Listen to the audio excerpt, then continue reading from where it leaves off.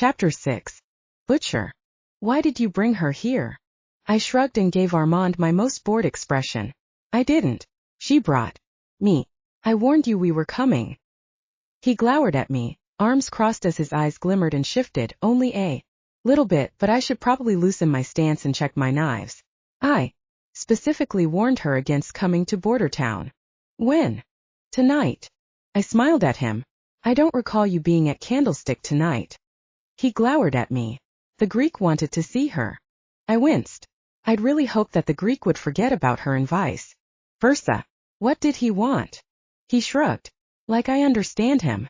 They bonded over hair and pizza, so now he thinks she's his pet. Wants to make sure the butchers are taking care of the fuzzy little sweater girl. I still had her fluffy green sweater in my room at Calder. I wanted to keep it. Until I had her in my room at Calder, or wherever she wanted to stay.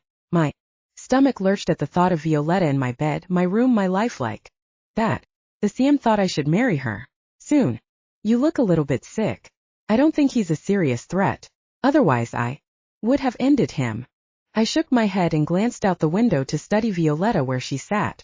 With her head bent, completely focused on the phone, the last traces of her mother. The CM thinks I should marry her before Harmony gets here. He made a choking sound that I wasn't sure was laughter or something else. He grinned at me and shook his head. The CM has come a long way. He doesn't want you to abandon the butchers and take up with vampires, does he? I glared at him. The vampire lifestyle doesn't appeal to me. Well, you can't be a werewolf. I shook my head. There are certainly enough daughtry werewolves in the world. How many wolves do you have here? You told her that you knew how many there were. His eyes gleamed. I slowly smiled back at him. I meant the city. You have 32 wolves. Here. 31, one of them took off while I was fixing the roof. You think she needs that much protection? He shrugged. The girl cured werewolves. We don't have a precedent for this. I don't suppose we do. What do you know about the city's seals? The werewolf seal, the vampire seal, and the zombie seal? I shook my head. No, in a cellar somewhere a couple of brass lids hold back some really bad stuff. He raised his eyebrow.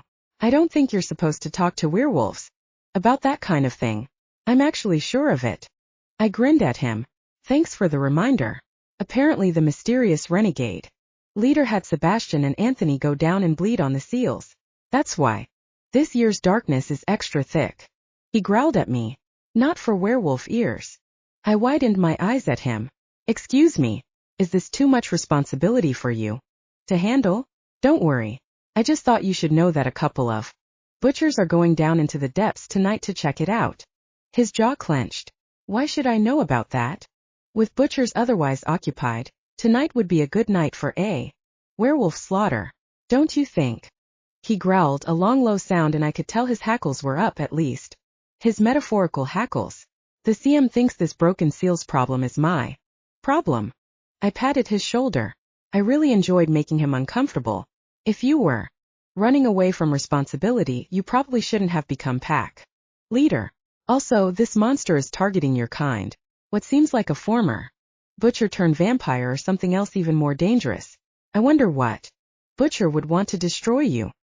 He showed his teeth in what may have looked like a smile to someone else. Has it ever occurred to you that I wasn't running from anything? I took a step away from him. No, it hasn't. I'll see you. He growled. Keep her out of Border Town. I cocked my head. I'll keep her safe. I'm not locking her up. She's my baker. Not my pet. There's something wild about her.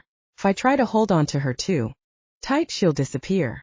If she ends up in Border Town alone, she'll disappear all right. Get her back to Candlestick. My wolves want to meet her. And that would be such a bad thing?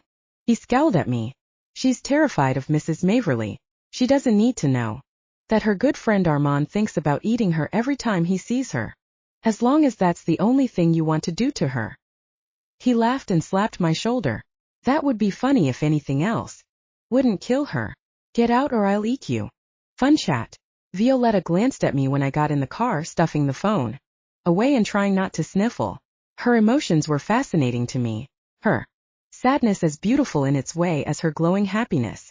It was my job to make her happy, to protect her life, health, and happiness. I held her against me because she needed me but didn't want to need anyone.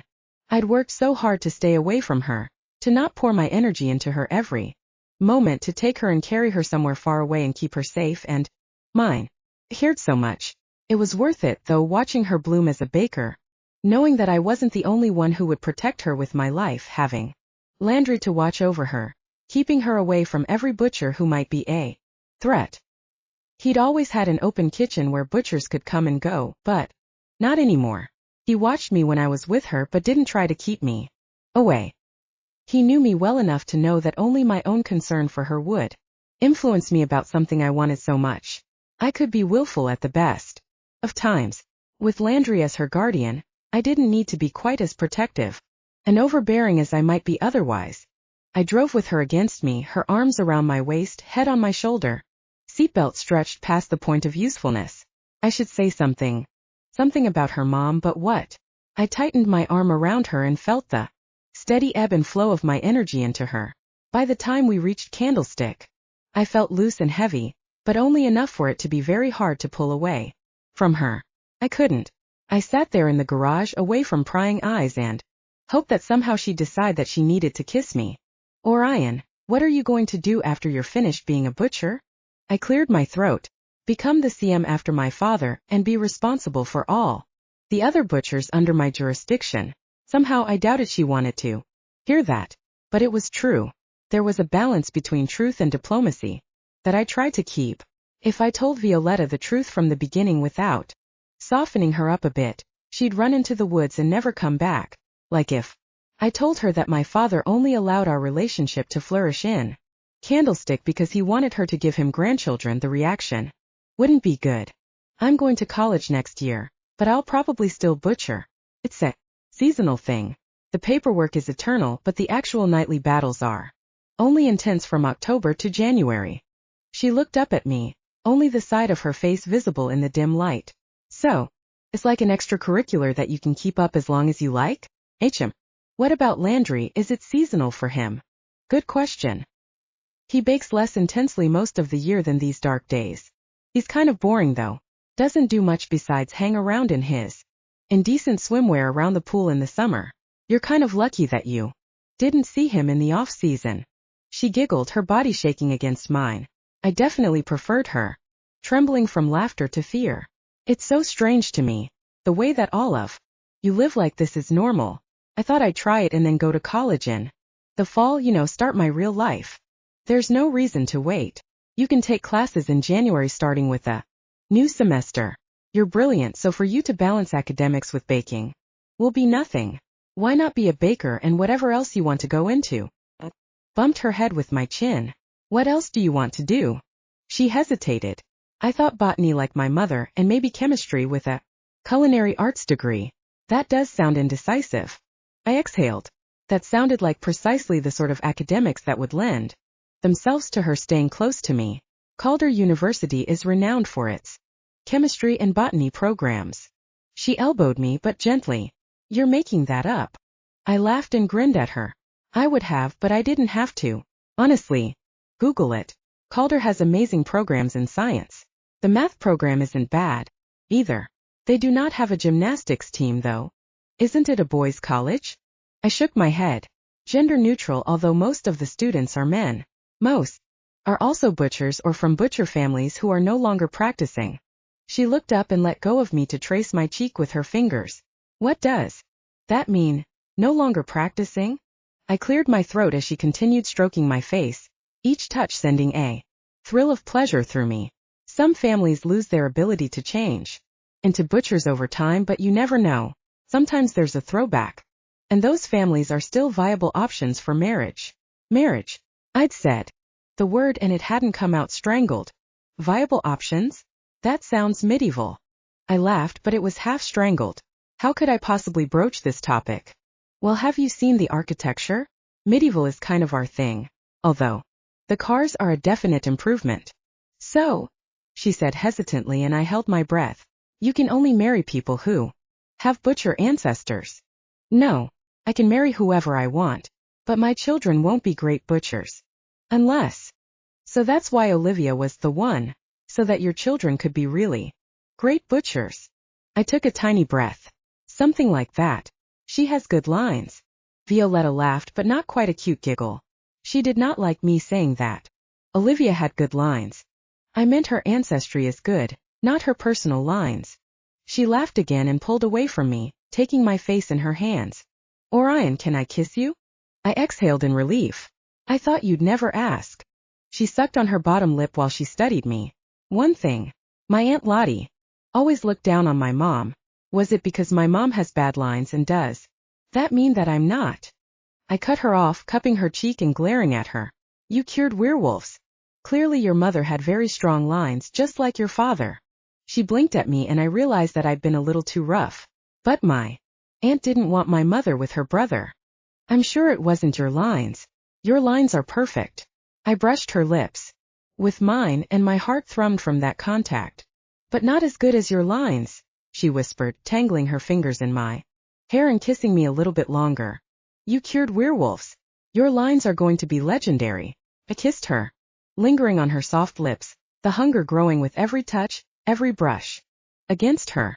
When she kissed me in earnest, twisting until she was on my lap, I had to hold myself very firmly to keep my instincts from taking over.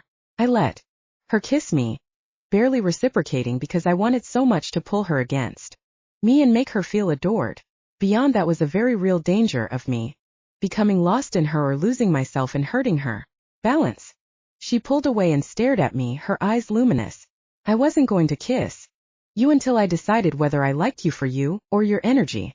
Interesting and terrifying. What's the verdict? She shook her head. I like both so much it's impossible to say. Are you going to need to take polar bear placenta every time I kiss you? I grinned at her. I felt very much like I wanted to taste her and nothing else for the rest of my life. That wasn't a good sign. Probably. Landry hasn't forbidden me to kiss you. That's also good. She frowned at me. Why would he do that? I waved my hand around, ending with my fingers brushing over her soft hair. Oh, I don't know. Something about bakers protecting each other. Her lips pursed, her beautiful lips. I couldn't help but kiss her, only for a moment that became 2 and then 3 before I managed to pull away. She shook her head at me. It's your sexy car. It makes you irresistible. The Greek wants me to be able to defend myself against butchers. I nodded. Good idea. You should be able to defend yourself against Greeks, too. I gripped her fingers. That Armand had watched the bogeyman's encounter with Violetta didn't quite assure me for some reason. She cocked her head at me. Why don't you get along with him? Ido. I think I'm going there for my next haircut. Do you want to come with me? It can be a date. She wrinkled her adorable nose. I've heard of those things, but I think they're mythical. Next week, Monday, we'll go to the botanical gardens. I'll take you directly after school. It closes at 5. How about we meet there? I hesitated. It was far from border town, but still, letting Violetta go anywhere unescorted was unthinkable. I'd arrange someone to look after her. I'd talk to Landry. Maybe he could give her a ride and hang around until I got there. That wouldn't be at all strange. I smiled. Perfect. 3:15. 3:45. I sighed. You don't want me to break any traffic laws. You're such a good influence. And then on Wednesday we're going to throw knives. And then on Saturday, haircut. Is that too much? She laughed and grinned at me. I don't think that I could ever get too much of you or I in Daughtry. I kissed her again. How could I possibly resist, but I managed to pull away. Before the CM said anything, he was in the shadows of the garage watching, making certain that I didn't do anything reckless, like kiss a baker. I hadn't noticed him come in, which said how wrapped up I was in Violetta. After I walked her to the bottom of the steps, the ones that led to her turret, she frowned at me. I took too much energy from you. You must be hungry. I shrugged. There's always Landry's bread. And polar bear placenta. She wrinkled her nose and shook her head. To be honest, I can't sleep. I have to bake. I don't even know what, which means it's probably going to be awful. What time are you leaving tonight? I checked the time, which wasn't how most people check time. Could feel night coming on, the darkness coming to life. Soon. It will probably be a long night. She dragged me away from the stairs and to the kitchen where she rummaged around until she found the pink tablets that I took without complaint. Kissing her was worth any price. The tablets were like getting a shot of adrenaline. She packed a small bag with a variety of baked goods and sent me on my way. I stood in the doorway while she moved to the flour bin to begin her baking. Watched her for a few minutes before I finally turned and headed to my father's office. He stood at the board, which was empty except for one card with Tansetta murders in the center of it. Did you warn the werewolves? He asked without turning around. I did. Armand was delighted. Indeed. You're taking Sebastian with you tonight. I inhaled deeply but didn't say anything. If he wasn't going to mention me kissing Violetta, I wouldn't complain about anything. It's almost time. The darkness is growing. Will you need retirees tonight? No. I don't want too many butchers out, just enough to show that we're fighting the right demons. There hasn't been any sign of renegades since All Hallows. He glanced over at me, his eyes concerned. You seem well satisfied. Thank you. He raised an eyebrow. I knew perfectly well that had been a warning not to get cocky instead of a compliment. Tonight will be arduous. Don't push yourself too much. I grinned at him. I'll make a point of it. Casper and Merlot will also be with you. I stopped smiling. Will they? He nodded. We've given her a week of isolation, but this is the butcher headquarters. She has to become accustomed to other butchers and they have to get used to her. I inhaled deeply. And if a butcher oversteps himself? His lips twitched. You mean taking advantage of her, kissing her? Touching her against her will? He shook his head. Landry will oversee her. And you'll oversee Landry. I'll oversee you.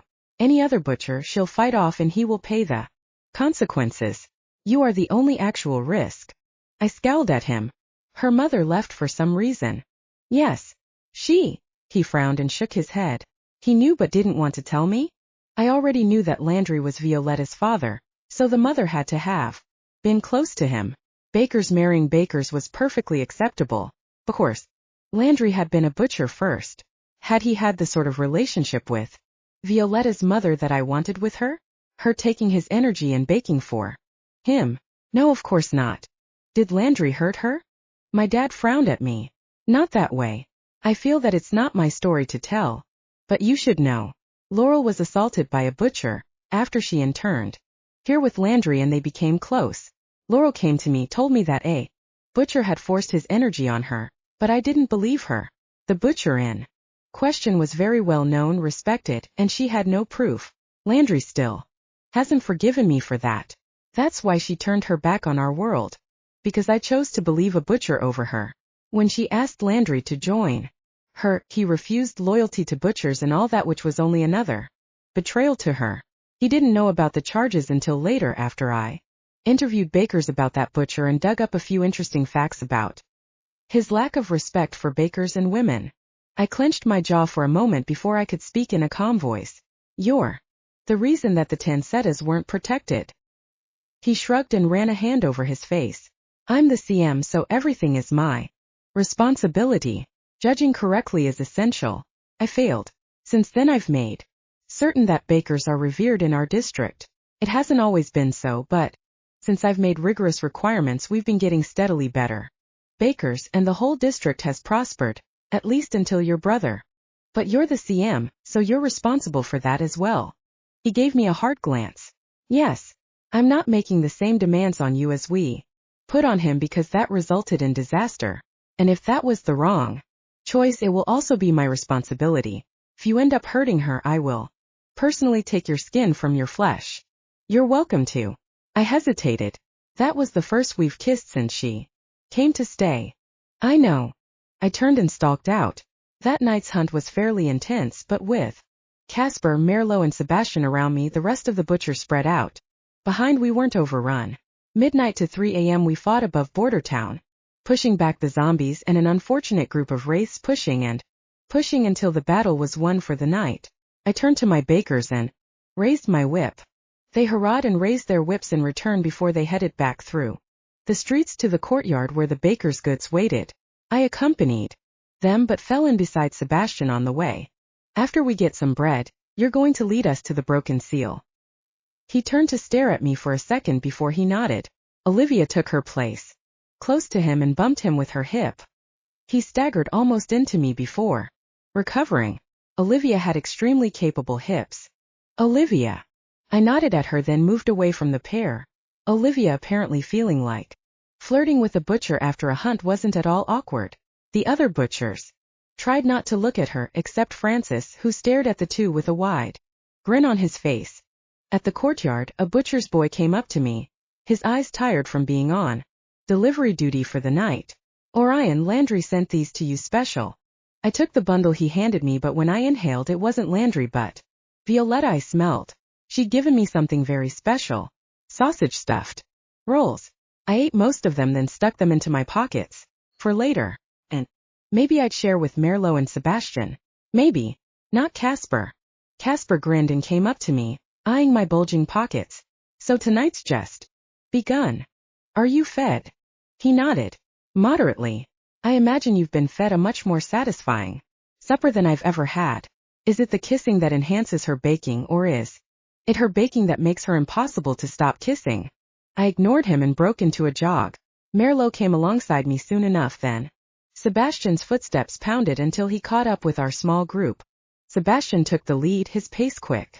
We moved quickly, quietly, holding to the shadows. The only monsters we found we took care of quickly, silently. Before continuing on our way, we reached a field and Sebastian scrambled in the ground until he pulled up a worn trapdoor.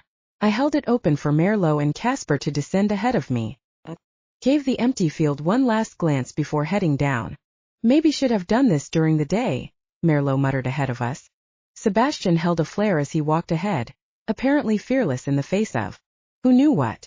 I went slower, taking my time as we passed shelves of antique pickles and peaches, through another narrow door into a small passage that descended in uneven steps until it came out in a square space with a wooden door in the floor. Sebastian opened it and began down an old ladder that groaned beneath his weight. I put my arm on Casper when he was about to descend, one at a time. Merlot nodded at me. He appreciated caution. Strange he wasn't a CM of course he'd never had connection. We stood in the dark, feet below ground, waiting for Sebastian to wave the flare below. After that, Casper went, leaving me with Merlot. "I'd watch out for him," he said barely under his breath. He looked down after Casper. "Do you think that he's a danger?" Merlot glanced at me. I knew what he meant. Casper was a danger. Probably to Violetta. Casper's a fine butcher, but there's a reason he doesn't have his own district. "And you, there a reason that you don't?" He gave me a thin smile. "Indeed. You know perfectly well." I put my hand on his shoulder. "You're an excellent butcher." He studied me soberly. "It takes all kinds.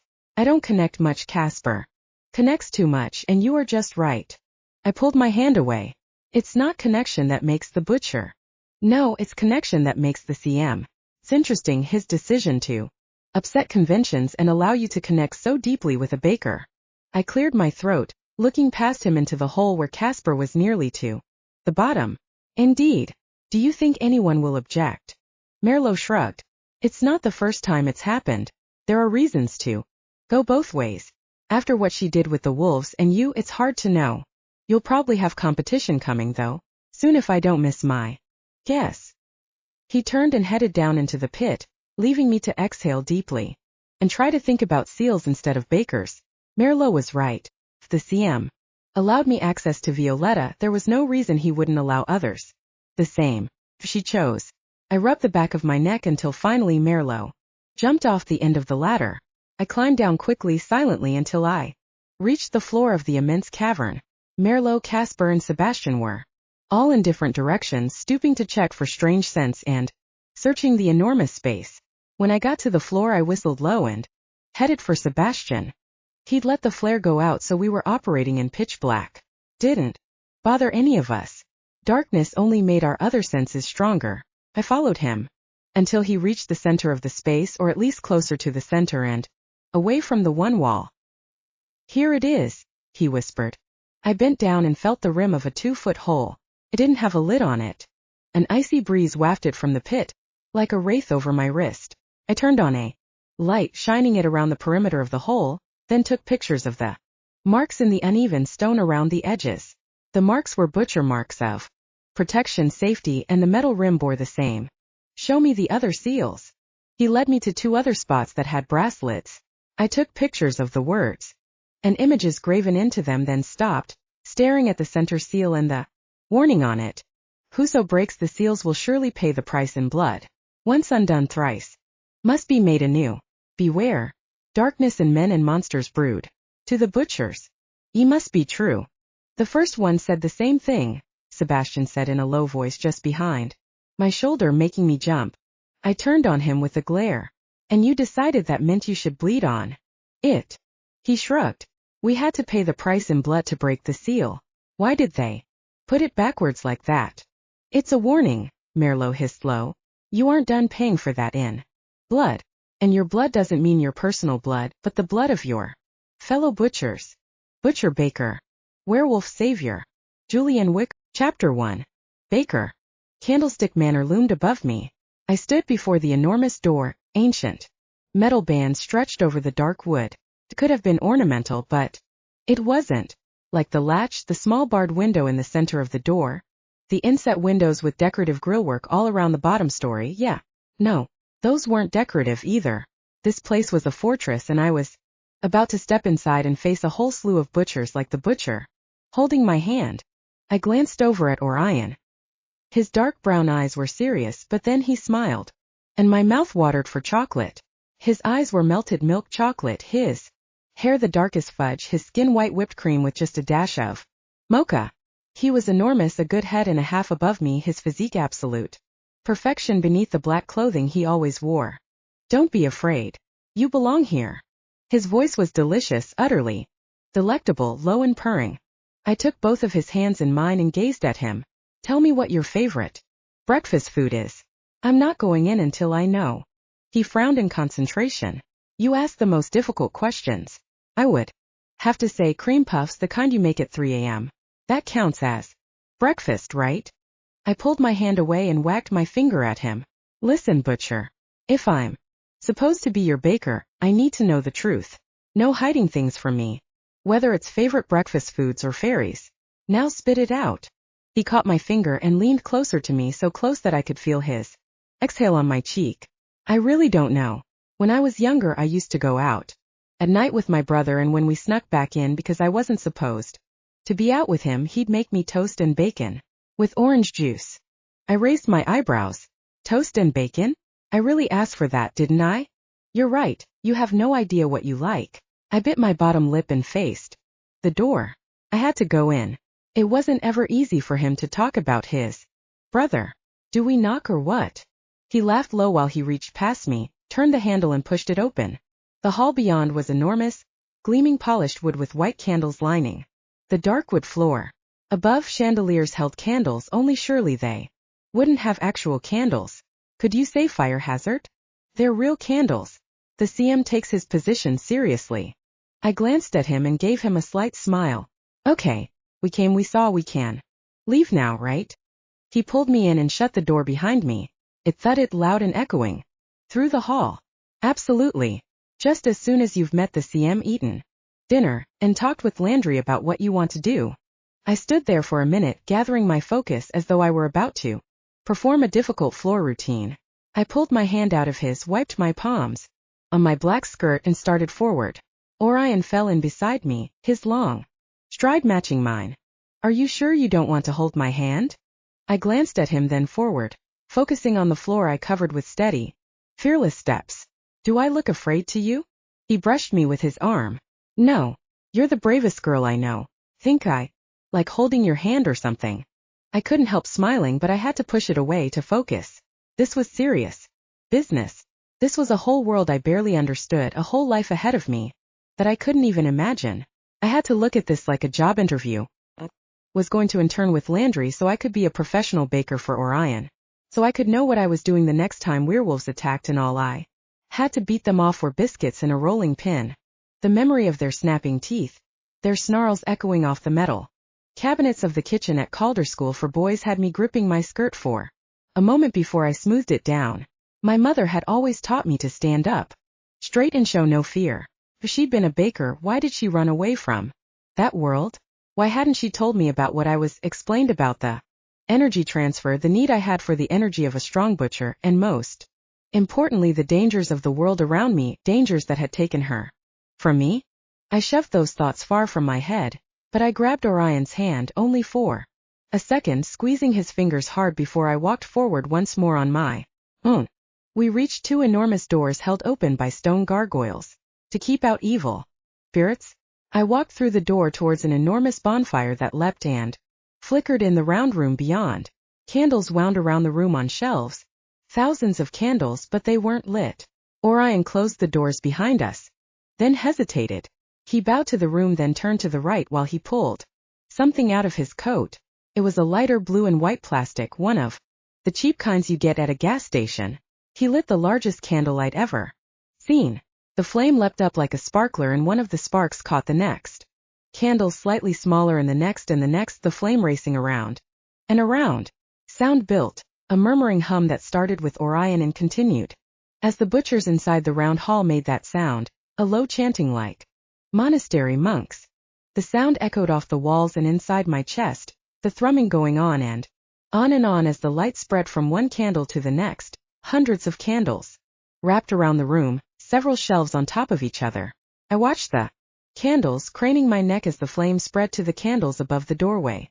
The flame wrapped around the walls twice, Orion's voice growing in volume, until at last the whole room was ablaze around the central bonfire, and every butcher stood, lending his voice to the whole.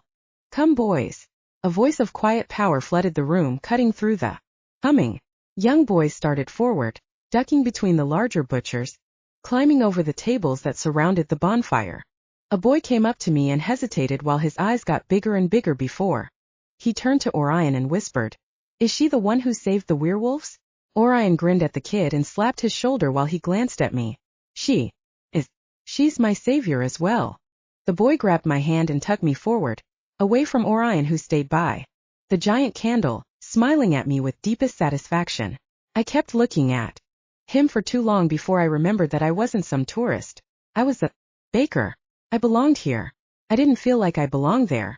I saw a few female butchers, Olivia, who stood staring at me with a frown while Sebastian whispered something in her ear, Maria, her friend, who gave me a stony glare. But then Francis winked at me, and the whole thing became surreal.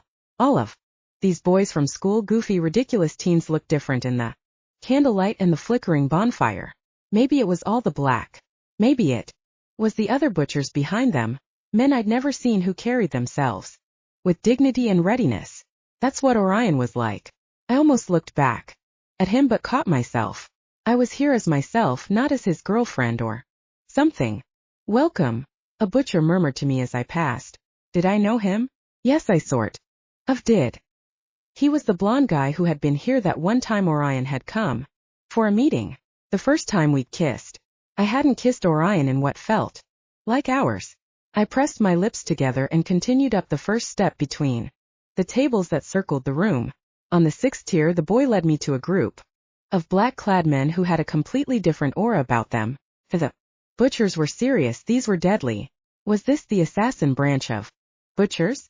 Landry stepped out of the black figures and gave me a rough bow, the movement showing his black rolling pin tucked into his coat.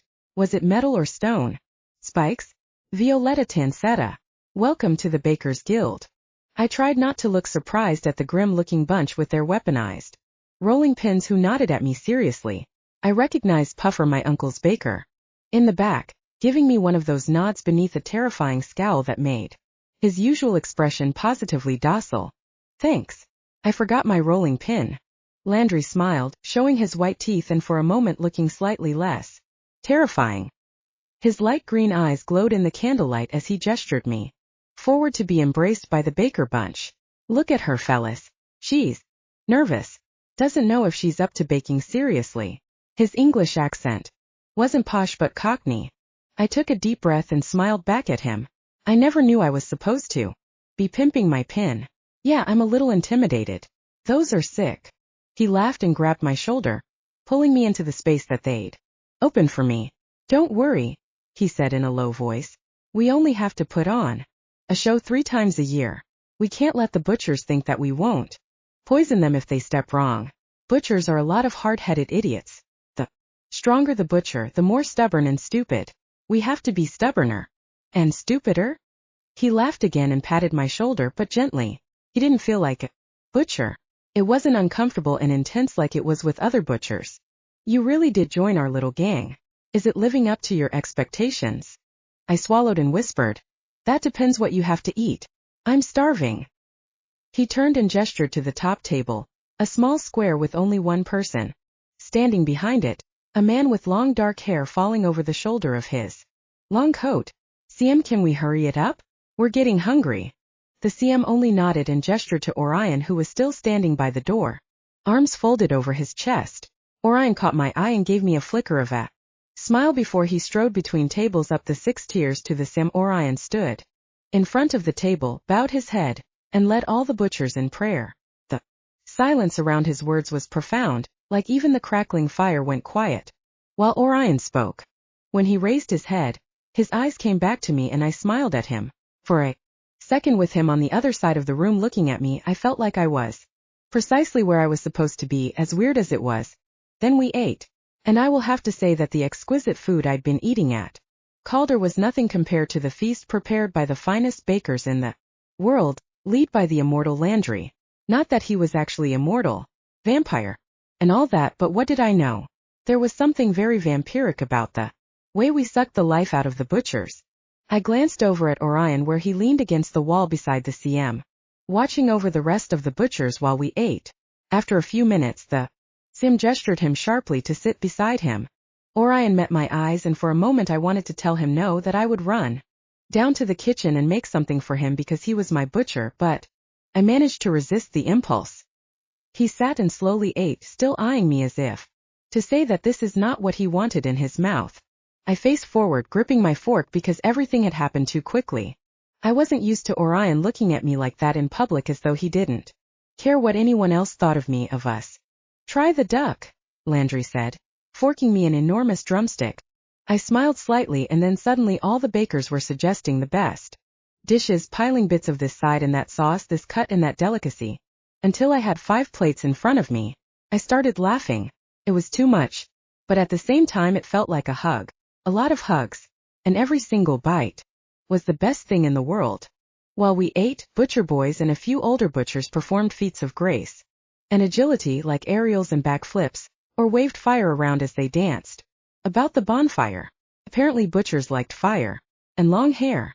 I studied the butchers on the top levels closest to the walls. They were all so different. Some were really old, older than my dad had been. There was one particularly scarred man who didn't take any pleasure in the feast. He stared around as though there were traitors among us. The butchers around him left plenty of space. Who's that? I whispered to Landry. Marlowe. He's less nervous now than he was 20 years ago. That was possible? Strange. I caught Sebastian staring at me and gave him a slight smile. He lifted his goblet in my direction. I raised mine, but less enthusiastically. I was still a little bit furious with my brother. More than a little bit. But he was my brother, the only family I had left. No, my uncle. Vincent sat at one of the tables furthermost from the bonfire with Aunt Lottie sitting beside him. She looked strangely at home in the black high-collared blouse, clutching a knife as she carved her roast duck. She turned to Vincent and smiled before she said something that got a flash of smile from him. This was their family. They're proud of you, Puffer murmured as he leaned over to refill my glass. I know they're not the most demonstrative couple, but they're proud as punch. With you too. I nodded at him and tried to smile, but seeing them happy made me miss my parents. Lottie and Vincent hadn't tried to be proud of us before we'd been accepted by the butchers. My mother, what would she think of this? She'd kept this world from me, leaving me unprepared. No, she'd taught me to take energy from my dad and bake it into things for Sebastian. She'd taught me without my knowledge until I'd somehow become so awesome. Everyone said so. Feeling a little bit sick, I pushed my plate away and stood. Landry stood with me, and the rest of the bakers soon followed. I didn't mean to, I trailed off as Landry put his hand on my shoulder. We must prepare for tonight's hunting, Landry announced. He leaned over to me. This part might be slightly uncomfortable for you, but you'll get used to. I've been looking forward to tasting your brother. What? He stepped ahead, linking my arm with his, so I trailed behind him. With his other hand, he slid his fingers over the skin of the butchers at the nearest table. He walked slowly, giving the butchers plenty of time to move their hair aside to reveal the skin of necks or roll up sleeves and raise their hands, exposing their forearms. Landry's hand slid over skin and his body began to hum. I could feel him, feel the energy he soaked from the butchers with complete indifference to which butcher's energy he took. He headed towards the table where the CM had already revealed his neck and both forearms. How much skin did he need? A lot, apparently, because every single baker touched him, drawing his strength into them. But Landry, who glanced at me and nodded me ahead to touch the CM. I'd rather not, I whispered. The CM looked up at me, surprised and amused. I saw that expression on Orion's face sometimes. It was strange to see it on someone else. Violetta. He stood and the bakers took their hands off him. He extended his hand to me. Welcome to Candlestick Manor. It is your home as long as you will stay. I glanced at Orion where he sat beside the CM. He looked tense. What was I supposed to do? I didn't want to touch another butcher, not like that. But it would be really rude not to shake his hand when he opened his home to me.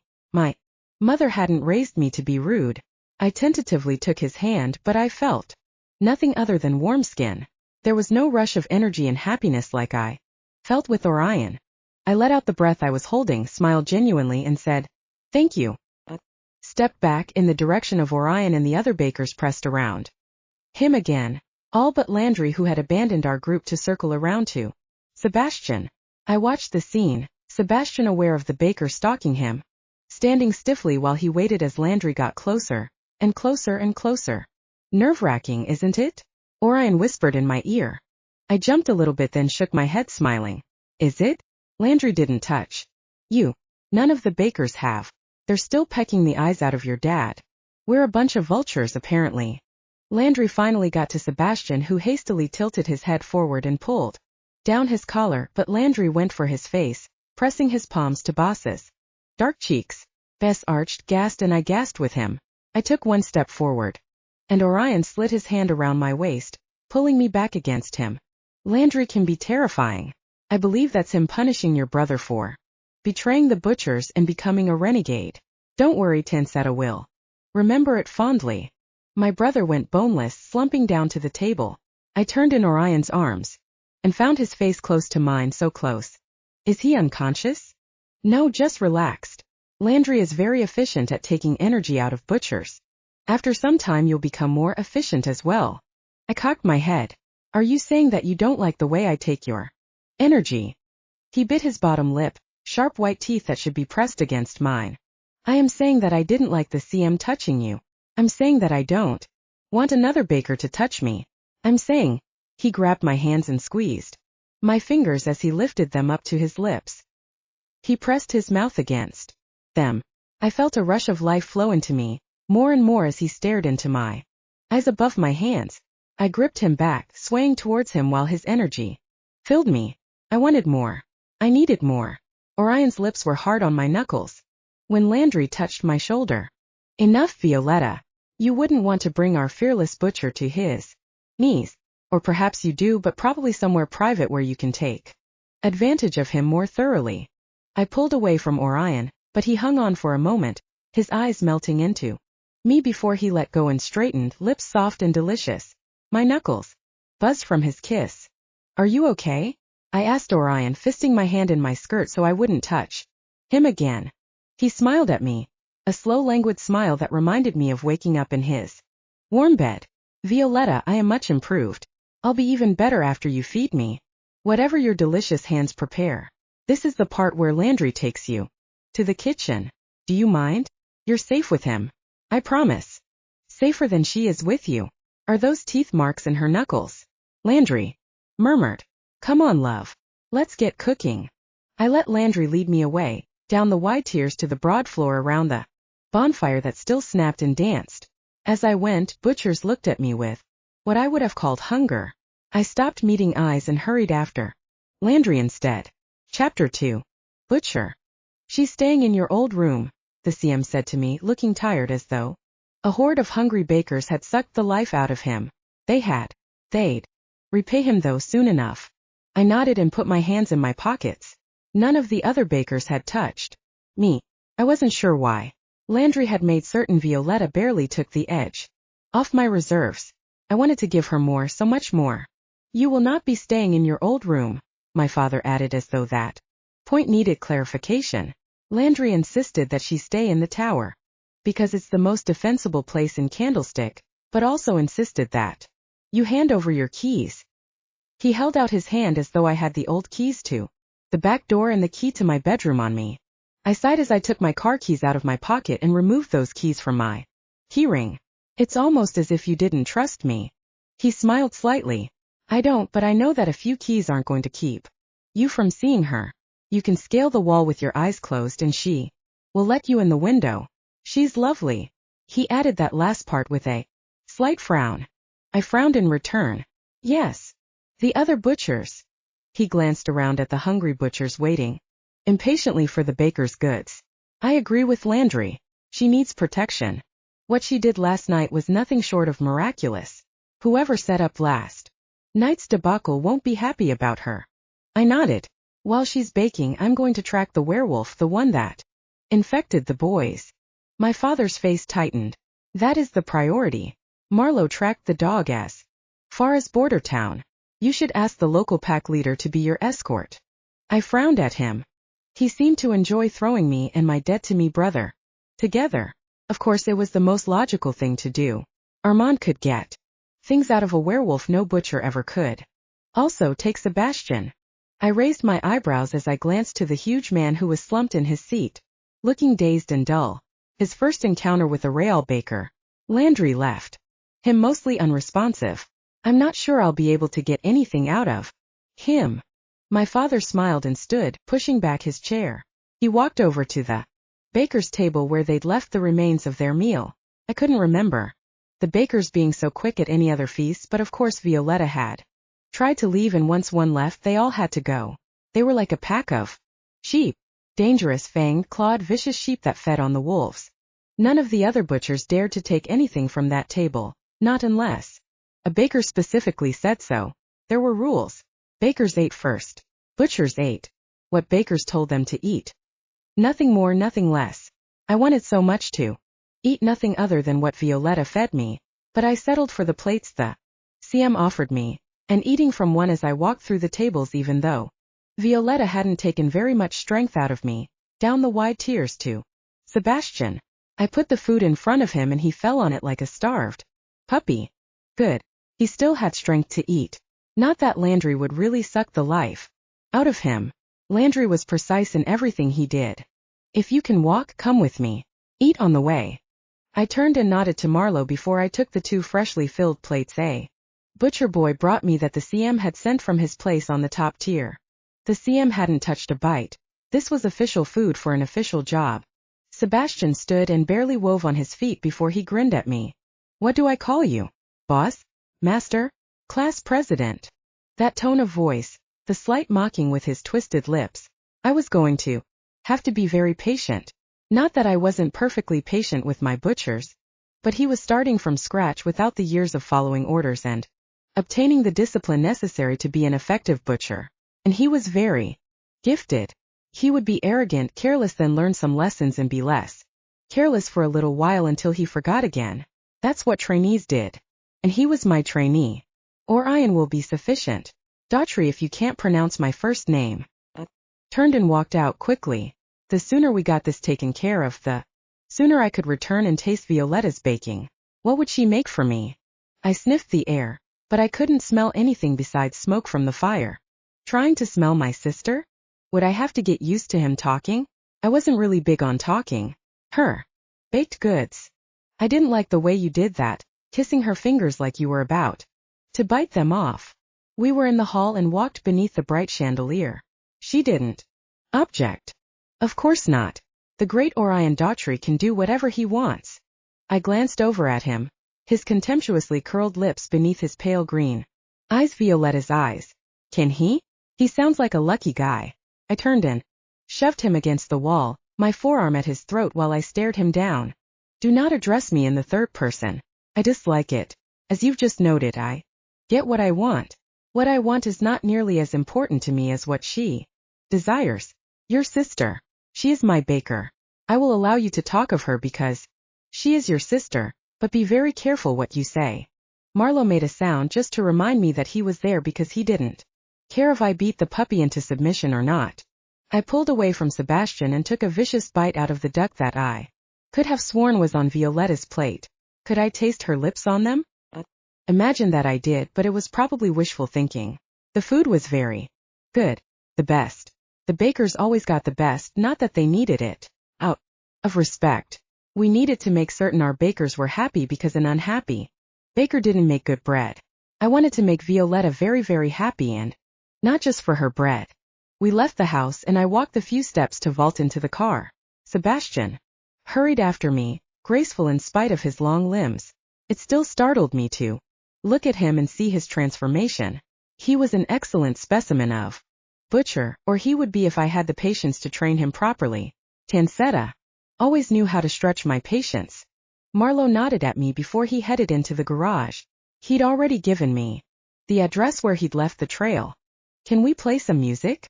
Sebastian asked after a few minutes of silence. No. He scowled at me, petulant and annoyed. Why not? I kept my face smooth instead of scowling back. We are hunting a werewolf. It's essential that one's mind is free from distractions. He made a rude sound. It's not music that's distracting you. It was so difficult not to snap at him. Focus, I droned, starts before the task you set out to accomplish. Clarity of mind begins with purity of heart. I saw the way you look at my sister. I wouldn't call it pure. I glanced at him, then back through the windshield. My hands held the steering wheel far too tight. I analyzed my feelings, the anger, the frustration, the desire. I had to ignore the truth of his words because he laced them with aggression. Truth was truth. I did not run from anything uncomfortable, even that. Perhaps that's why I crave silence. I have found it difficult to focus ever since meeting your sister. I haven't struggled so much in my role since I first accepted the calling. He was quiet for a minute. Why are you doing it? Isn't it dangerous to be with a baker? Olivia was telling me how stupid it was, but you wouldn't do anything that put Vi at risk, would you? My jaw tightened in spite of him finally sounding earnest instead of derisive. Most of the dangerous outcomes between butcher and baker being romantically involved come from lack of discipline and support. Landry and the CM are determined to protect her, even from me if necessary. That gives me some peace of mind, but I still worry. It's not entirely safe. The more energy she draws from me, the more I want her to take, and the hungrier I become. The danger is actually far greater for me than her. That's a comfort. He laughed and shook his head. So, she could drain you completely until you were dead. I nodded. And you like that? Very much. You're sick. I frowned at him. Referring to my mental health crosses the line. I can't allow you or any butcher to disrespect me. If you had become a baker, you could call me whatever you want. You chose to become a butcher, so know your place. He grinned at me, his white teeth bright against his dark skin. That's almost tempting, draining you like Landry did to me. I apologize, Master Orion, leader of butchers and second to none. I'm second to the CM. He rolled his eyes. Are you always so literal? You must bore Violetta to death. Boredom is not the risk she faces in my company. If you are bored from talking with me, you could consider silence as an alternative. Open your mind. Concentrate on your senses, particularly smell, but others as well. If you can, be aware of energy, it helps a great deal with tracking. He sighed but shut up and seemed to be sniffing the air as we drove with the top of my black Corvette down. Maybe I was boring. I didn't really know very much about what interested Violetta. She'd either been pretending to be her brother or pretending to be a girly girl, so I didn't suspect her. I cleared my throat. I'd worked so hard to shut him up. Sebastian, what does your sister like? He opened his eyes and looked at me, a slow smile working over his face. I did not like that smile. She loves being told what her place is as a woman, and that it's in the kitchen. I raised an eyebrow. Landry's sister is a baker, but all the other bakers I've met are men. I'm afraid I haven't got a chance at pigeonholing her that way. Pity. What else?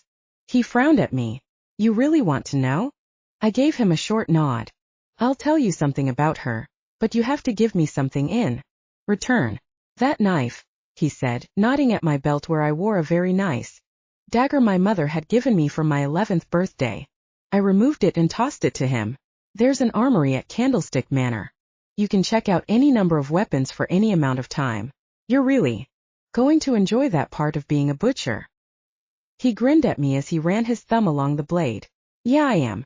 Violetta is a pain about things like honesty, duty, discipline, and she always follows the rules. That's why I couldn't believe she'd ever take my place at Calder. She must have hated lying to everyone. She despises being lied to. She likes honesty, probably because she didn't get much of it. When I discovered my dad's cache of weapons and started practicing with them, my dad took me aside and explained about the natural urges of a boy to kill things, which isn't natural for the record. None of my friends' parents had weapons and none of them wanted to throw knives at cats.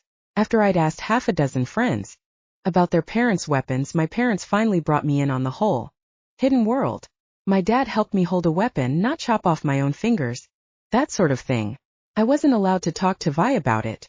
My mother was an awesome, super sweet lady who never raised her voice, but at the idea of Vi knowing about that world, she totally lost it.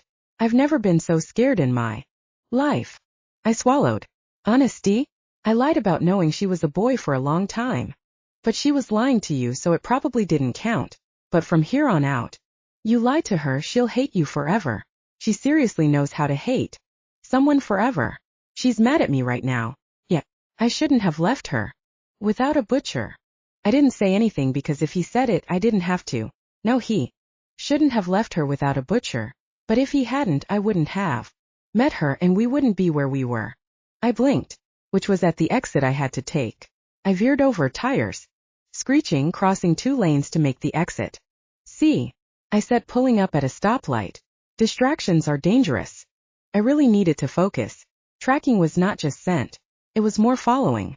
Intention, getting inside the mind of your prey, and the scent or a track was only validation to prove you were on the right trail. I drove slowly through the city until the streets were shabby, north until I got to the old lot behind the rundown brick building Marlowe had given me the address for. Hopefully the wolf Marlowe had entrusted the site to hadn't forgotten what he was doing and marked it all up. After a minute or two, Marlowe pulled into the lot on his motorbike. Sebastian and I got out of the car to meet him. Armand materialized from the deep shadows inside, arms across his chest. Took you long enough, he snapped, eyes bright and golden. It's a holiday. Let's cut the charming chit-chat short. Is the wolf who infected my boys one of yours? I asked. Armand cocked his head and showed me his teeth. I'd actually trusted him to guard Violetta last night. I must have been out of my mind. My pack doesn't usually have a death wish. The trail leads this way. He nodded to the side and started at a quick jog. I followed, my boots thumping, while Armand's made no sound. I thumped louder for a little while just to make the differences between us more apparent. Armand glanced at me and smiled sharply.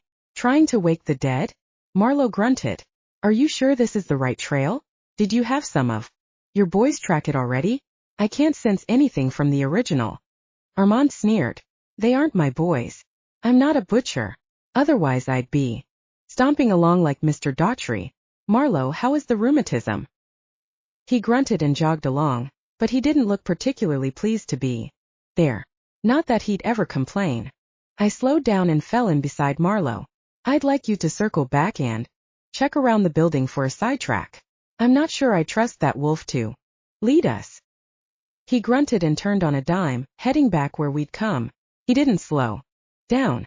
I shook my head for a moment before I stretched my legs to catch up with Armand and Sebastian.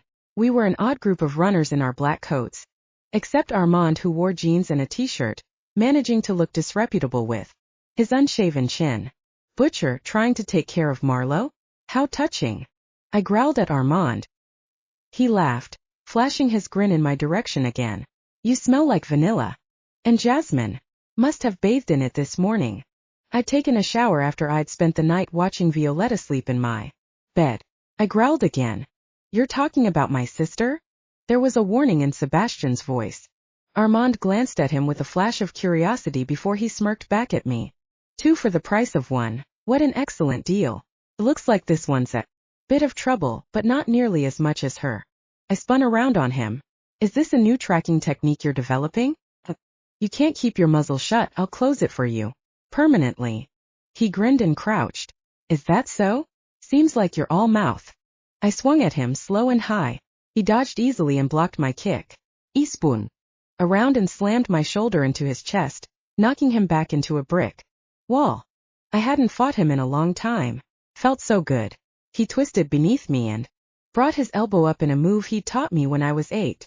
I laughed as I hooked his knee, and we both tumbled to the pavement. He punched my face and I returned the favor, but stayed away from his mouth. Talk about mouthy. All those teeth. His eyes never shifted, but he was laughing when the fight finally left me and I rolled away from him and into a crouch, breathing heavily.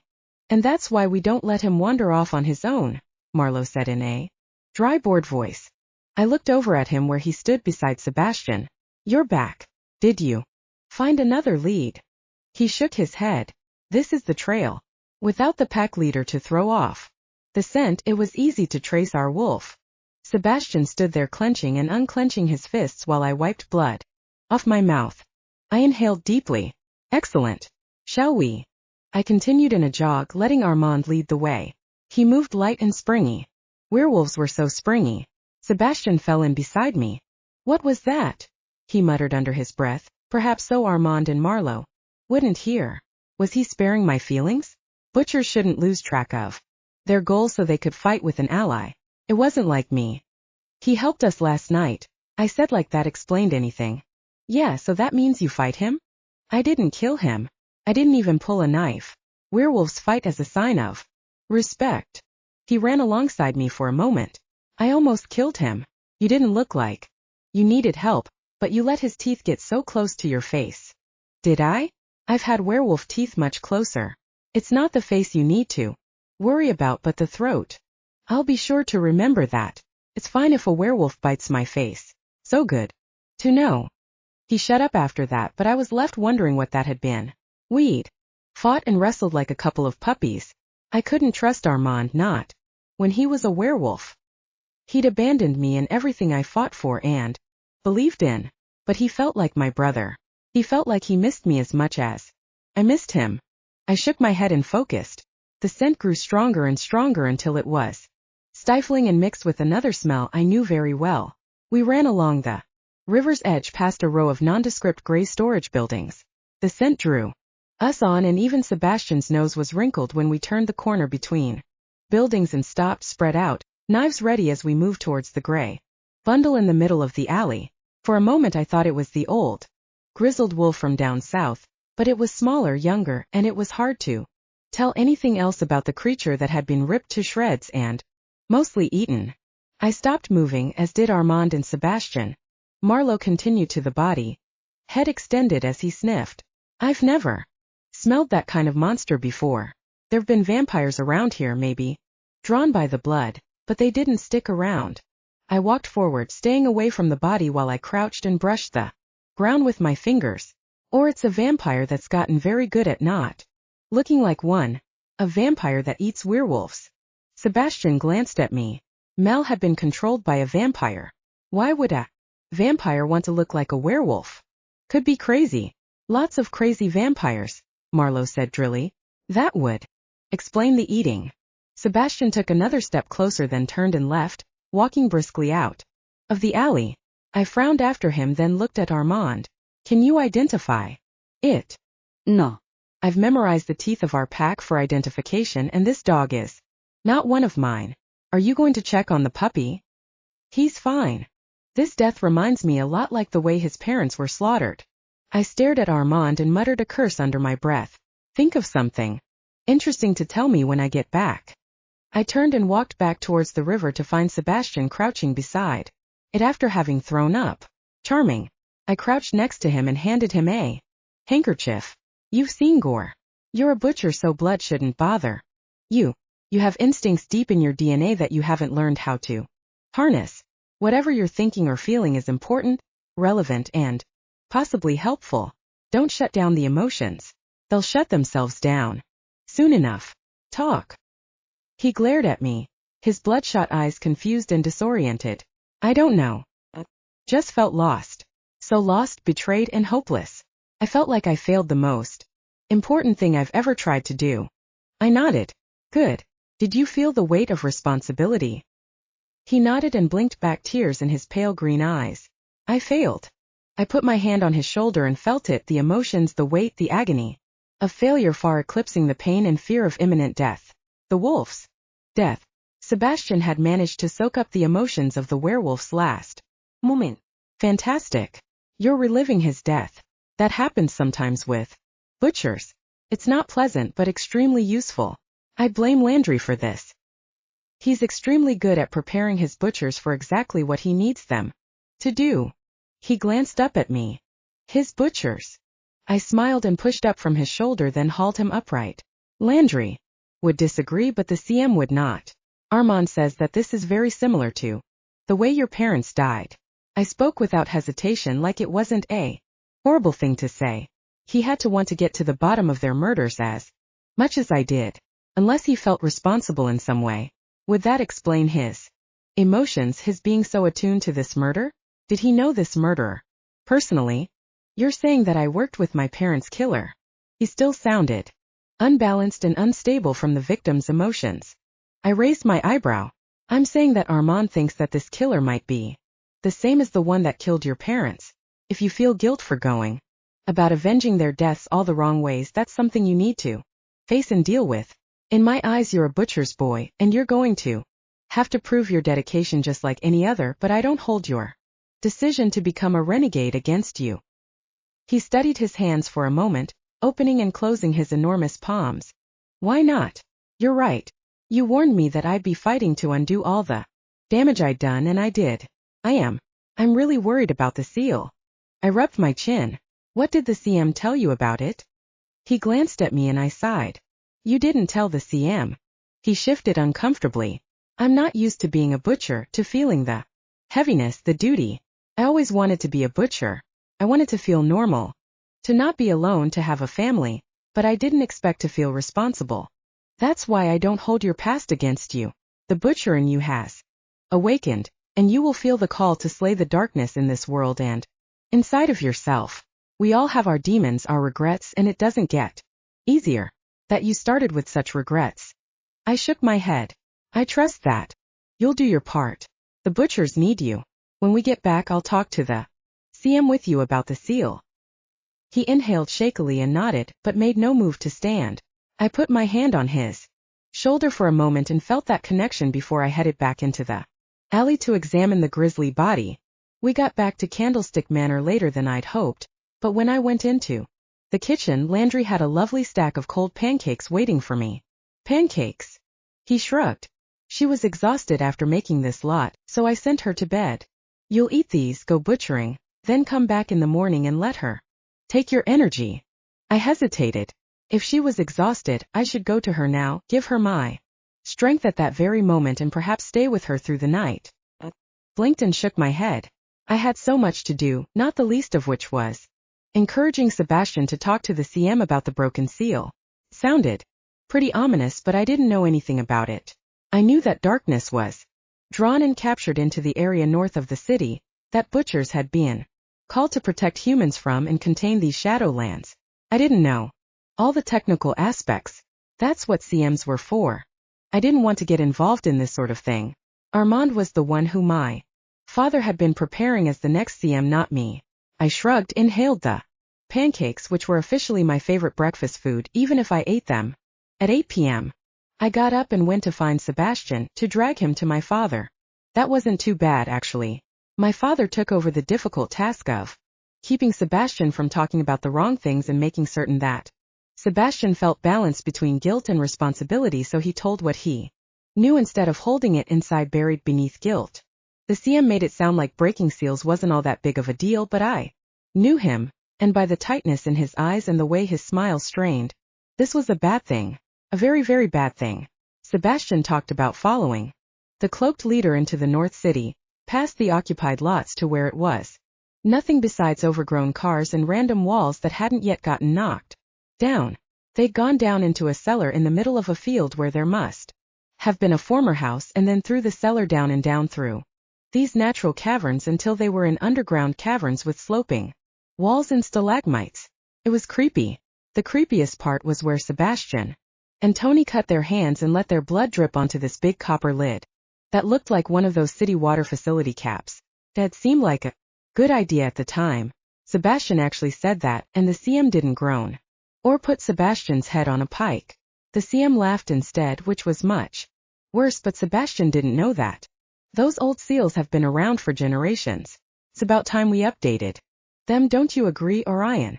I hesitated because if my father asked for my opinion, that usually meant that he was going to make it my responsibility. I said, what do you think, Sebastian? Should we look into improving the efficacy of those old-fashioned plugs? He nodded and smiled like a weight had been lifted off his shoulders. I glanced at the CM and he smiled at me. Here it came. Orion, you'll lead the research on the seals and figure out how to make a new batch even more impermeable and resilient to tampering. Sebastian, walk with me.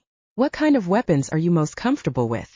I was excused, so I left half irritated and half amused. I buzzed from energy. I shouldn't have eaten all those pancakes so quickly, but I was worried that someone else would eat them while I chatted with the CM. I wanted to go up the stairs and pace outside her room, but that wouldn't really be research, and I was the butcher before anything else. The pancakes had tasted heavily of cinnamon. I'd noticed that cinnamon usually meant tracking.